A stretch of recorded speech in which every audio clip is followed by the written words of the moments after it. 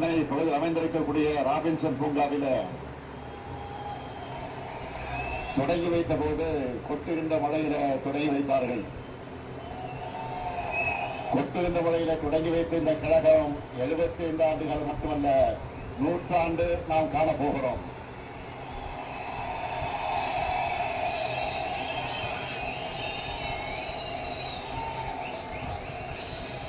உங்ககிட்ட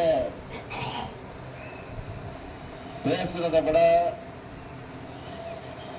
இந்த கொட்டு மழையிலும் உங்களுடைய எழுச்சியை பார்த்துக்கிட்டே இருக்கலாம் போல எனக்கு உணர்வு ஏற்பட்டிருக்கு. என்ன உணர்ச்சி, அடாடாடாடாடா, என்ன ஆர்வம்.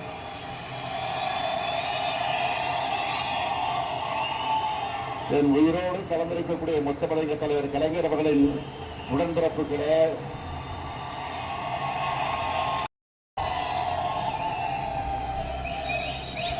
உடல்நிலை காரணமாக வர முடியாத சூழ்நிலையில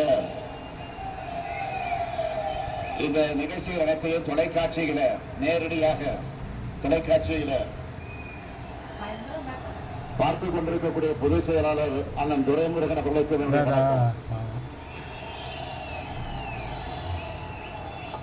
அவர் வர முடியாத காரணத்தால் தான் அவருடைய பொறுப்பை இன்றைக்கு பொருளாளர் TR பாலு அவர்கள் ஏற்றுக்கொண்டு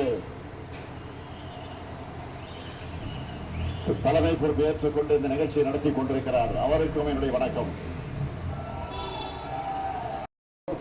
அதான்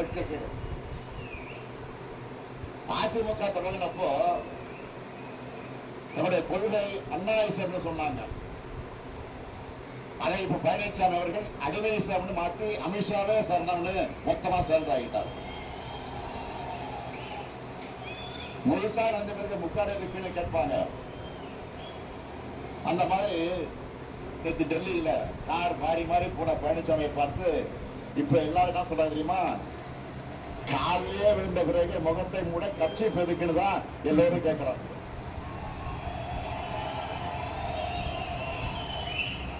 இதுல அவருடைய திறந்தார்ந்த பேச்சுக்கெல்லாம் நான் பதில் சொல்லணுமா?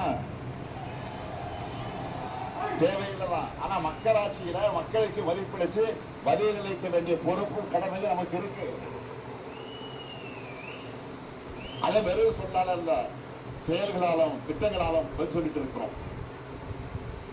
கலைஞர் மகளிர் உரிமை திட்டம், விடியல் பயண திட்டம், காலை உணவு திட்டம், புதுமைப்பெண் திட்டம், தமிழ் புதல்வன் திட்டம், நாம் முதல்வன் திட்டம், மக்கள் தேடி மருத்துவம், இன்னுயிர் காப்போம், நம்மை காக்க 48, ஊட்டச்சத்த ஒரு திசை, தோழி விடுது, கலைஞர் கனவு இல்லம், உங்களுடன் ஸ்டாலின், நலங்காக்கும் ஸ்டாலின், தாய் மாணவ திட்டம், அன்பு கரங்கள்னு லிஸ்ட் பெருசா இருக்கு. இதனுடைய பலன்களை பத்தி நான் சொல்றதை விட இந்த பயன்களை பத்தி நான் சொல்றதை விட கோடிக்கணக்கான மக்களே தினமும் சொல்லிக்கிட்டு இருக்கிறாங்க.